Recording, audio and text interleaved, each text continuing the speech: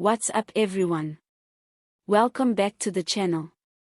If you're new here, hit that subscribe button, smash the like, and make sure to share this video because today we're diving deep into a political twist that has sent shockwaves across South Africa.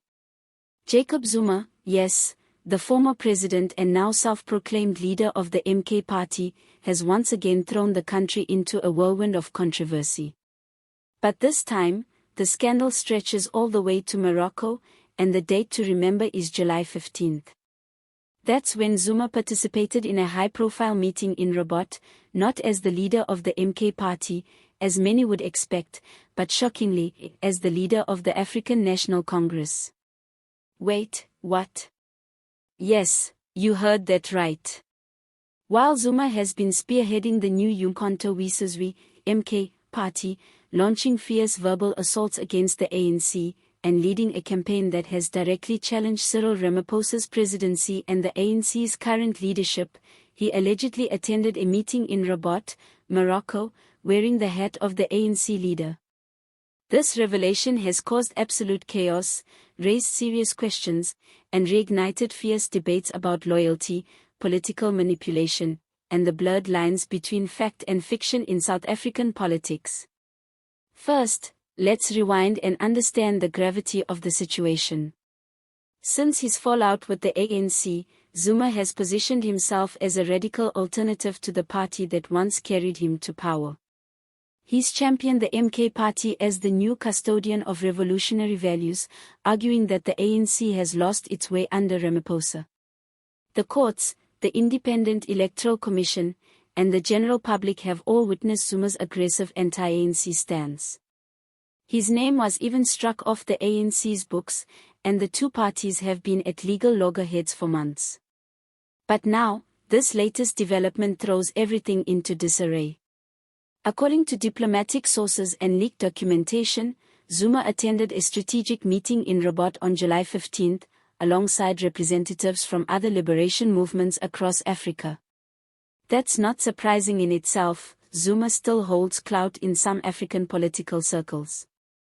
But the bombshell is how he was listed and introduced, not as the president or figurehead of the MK party, but as the representative, leader, and delegate of the African National Congress. That is a massive contradiction. It's no secret that Zuma was once a celebrated liberation hero and a senior member of the ANC. But given the acrimony and the fierce split between him and the party, no one expected he'd be showing up on behalf of the ANC at any international meeting.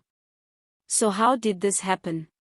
Did Zuma deliberately misrepresent himself? Was he invited under an old title?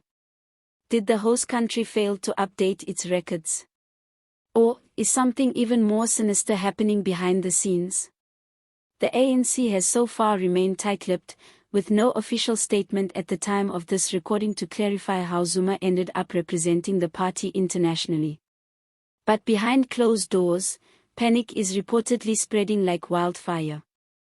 ANC insiders are shocked, some even furious, accusing Zuma of deception and diplomatic sabotage.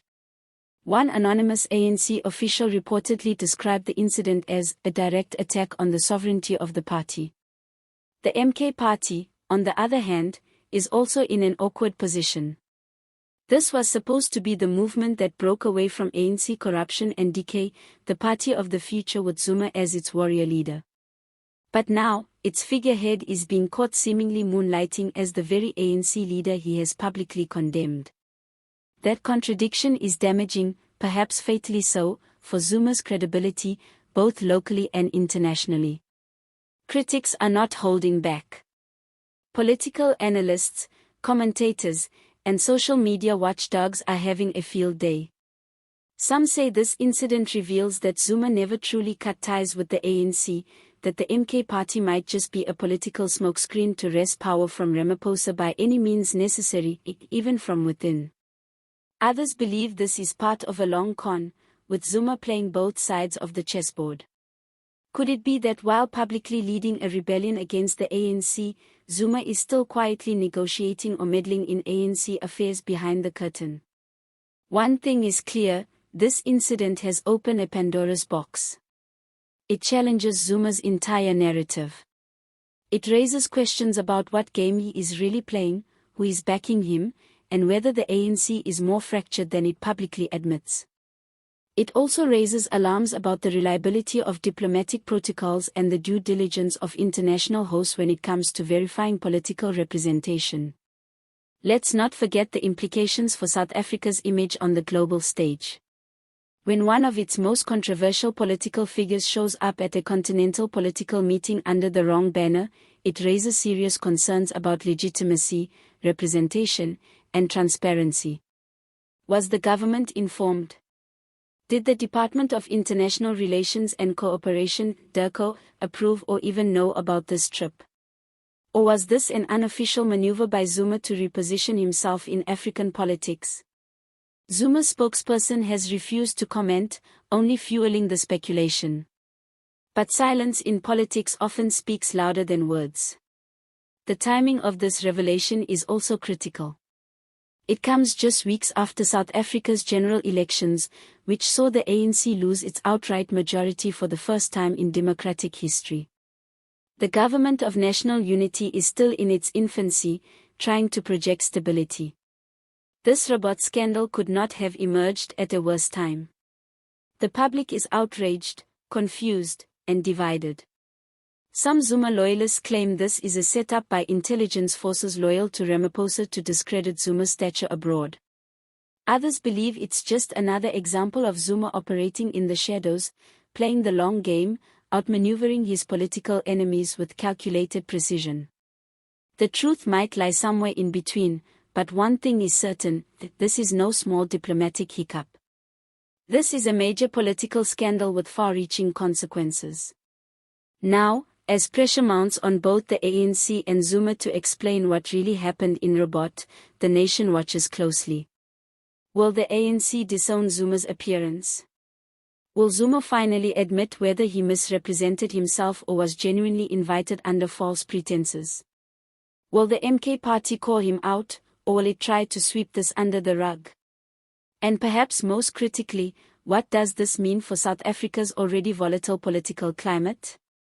As the dust begins to settle, we can only expect more twists, denials, counterstatements, and maybe even courtroom battles.